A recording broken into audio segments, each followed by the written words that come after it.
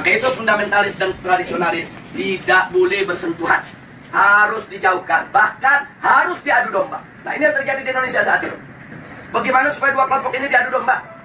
Nah, kenapa ini yang harus diadu domba? Karena kelompok fundamentalis dan tradisionalis ini yang pengikutnya paling banyak. Kalau yang namanya modernis, kelompoknya tidak seberapa. Modernis dalam pengertian rent corporation. Apalagi liberalis, mereka nggak seberapa. Mereka punya basis massa. Kita bicara basis massa akar rumput. Nah, yang memiliki basis massa akar rumput yang sangat kuat hanya kelompok fundamentalis dan kelompok tradisionalis.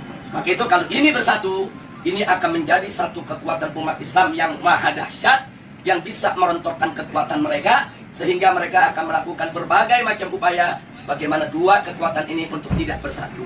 Nah, itulah sebabnya aksi 212 di mata mereka ini merupakan persatuan antara fundamentalis dan tradisionalis dalam negara. Yang kedua, jangan pernah berikan ruang kepada kelompok fundamentalis di media-media resmi mainstream tingkat nasional. Yang ketiga, yaitu jangan pernah memberitakan segala kebaikan sebesar apapun yang dilakukan oleh kelompok fundamentalis. Yang berikutnya, setiap kesalahan sekecil apapun yang dilakukan oleh kelompok fundamentalis harus diviralkan, harus disebarluaskan, dan harus diulang-ulang. Nah, supaya itu melekat di hati masyarakat bahwa mereka adalah orang-orang yang tidak layak untuk diberikan tempat di kita punya negeri atau di negeri Islam. Nah, kemudian nggak sampai di situ. Kelompok fundamentalis yang manapun jangan pernah sebut mereka dengan rentetan gelar-gelar akademik mereka. Nggak boleh. Apakah itu gelar-gelar kehormatan di tengah masyarakat atau gelar akademik, profesor, doktor, dan lain sebagainya. Jangan. Cukup sebut namanya aja untuk mengopinikan di masyarakat bahwa kelompok fundamentalis itu kuper, bodoh, tidak berpendidikan, tidak punya gelar, nggak ngerti dunia akademik, dan seterusnya. Jadi cukup sebut nama mereka, tidak perlu diberikan embel-embel yang lainnya. Nah, kemudian nggak sampai di situ. Jadi masih banyak lagi yang mereka lakukan, apa yang kita alami saat ini di kita punya negeri. Nah, bagaimana para habaib, para ulama kita, bagaimana tokoh-tokoh kita di Majelis Ulama Indonesia, yaitu mereka kecilkan, mereka lecehkan, mereka hina-hina, bahkan mereka mencoba mencari kesalahan-kesalahan, bahkan kalau nggak ada kesalahan, ya buatlah fitnah-fitnah yang bisa diterima oleh masyarakat tentang mereka. Dan ini akan mereka lakukan terus. Jadi artinya bagaimana cara menghabisi kelompok fundamentalis? Satu, kecilkan mereka. Dua, jauhkan mereka dari masyarakat. Kemudian ketiga, yaitu didik daripada para tokohnya. Kalau bisa dirangkul, kalau nggak bisa dirangkul, dipukul. Bisa dipeluk, nggak bisa dipeluk, digebuk. Nah, jadi ini yang mereka lakukan. Nah, baik, sekarang yang kedua. Lalu bagaimana dengan kelompok modernis? Kelompok modernis bagi mereka yaitu statusnya aman. Bagi mereka statusnya aman. Nah, aman, statusnya aman, sehingga perlu diberikan ruang. Diberikan ruang publik, diberikan ruang media, diberikan ruang dalam sistem pemerintahan, perlu didengar suaranya. Dan kalau ada dari mereka yaitu punya kesalahan, tutup itu kesalahan, jangan diviralkan.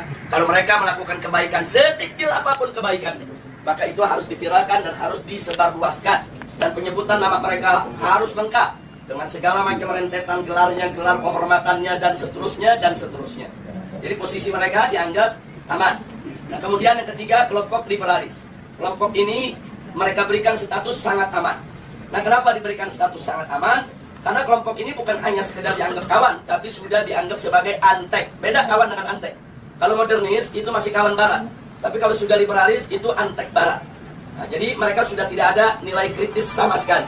Nah, tapi justru kelompok ini yang mereka besarkan. Kelompok ini harus dibesarkan di seluruh negeri-negeri Islam. Jadi bagaimana caranya kelompok ini bisa berkembang? Berikan ruang, berikan finansial, berikan tempat, berikan kesempatan di media, di TV, di radio, di surat kabar, dan lain sebagainya. Kemudian pendapat-pendapat mereka viralkan, seolah-olah itu merupakan pendapat daripada masyarakat Islam internasional, dan seterusnya. Dan libatkan mereka, undang mereka, kalau ada konferensi-konferensi internasional di mana saja, untuk lebih memantapkan posisi mereka di tengah masyarakat. Dan kalau mereka punya kejelekan, sejelek apapun, sebesar apapun, yaitu supaya disembunyikan. Jadi jangan kaget kalau tokoh-tokoh liberal di Indonesia ada di antara mereka yang menghamili sekretarisnya, yang memperkosa pegawainya, tidak pernah muncul di media. Jadi semua harus ditutup, tidak boleh.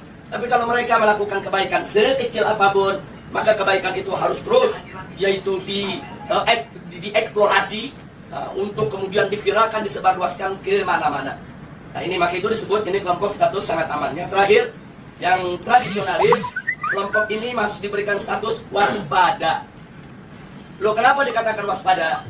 Sebab kelompok ini, walaupun mereka bukan fundamentalis, tapi memiliki 3 ciri yang sama dengan fundamentalis.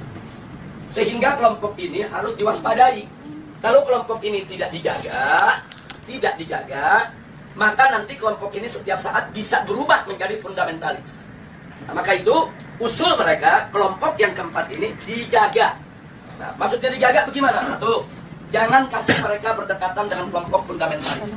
Sebab kalau kelompok tradisionalis dengan kelompok fundamentalis duduk bareng satu meja, satu kursi, mereka diskusi, maka kelompok tradisionalis berpotensi besar untuk berubah menjadi fundamentalis. Karena perbedaan mereka cuma sedikit, perbedaan mereka cuma perbedaan definisi ta'rif ad-demokratiyah. Itu aja yang mereka berbeda. Tapi dalam soal dukungan terhadap tatbiqus syariah, dukungan terhadap igamatul khilafah, dukungan terhadap sikap kritis terhadap barat, sama. Nggak ada beda antara fundamentalis dengan tradisionalis. Mereka hanya berbeda di dalam mendefinisikan demokrasi. Yang satu mendefinisikan ya demokrasi bertentangan dengan hukum Allah sehingga harus ditangkal sama sekali. Yang satu lagi melihat bahwa demokrasi itu hanya satu cara yang kalau dibawa ke dalam ajaran Islam dia bisa Islami, kalau tidak, kalau dikeluarkan dari ajaran Islam dia bisa bertentangan dengan ajaran Islam. Hanya ini saja berbeda. Nah kalau mereka duduk bareng diskusi, maka kelompok tradisionalis berpotensi besar berubah menjadi fundamentalis menurut mereka, menurut Rand Corporation. Maka itu fundamentalis dan tradisionalis tidak boleh bersentuhan.